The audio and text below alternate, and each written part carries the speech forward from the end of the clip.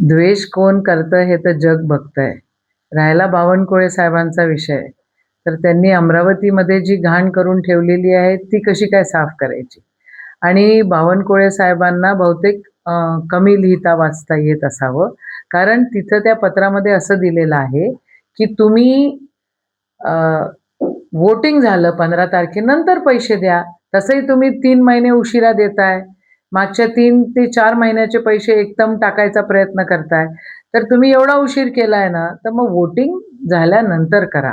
आम्ही महिलांना आधार मिळाला पाहिजे याच्या फेवरचे आहोत. पण जेव्हा पाहिजे तेव्हा देत नाही आणि आता इलेक्शनच्या समोर तुम्ही पैसे देण्याचा प्रयत्न करताय. तर हे काय बरोबर नाही आहे, असं आमचं ठाम मत आहे. आणि जहर अख्ख्या देशामध्ये कोण करवतंय आणि कोणची विचारधारा करतंय हे तर जग बघतंय. अख्खी युवा पिढी खराब करून टाकलेली आहे या भाजपवाल्यांनी, ही फॅक्ट आहे. आणि त्यांना दुसरं काहीच दिसत नाही.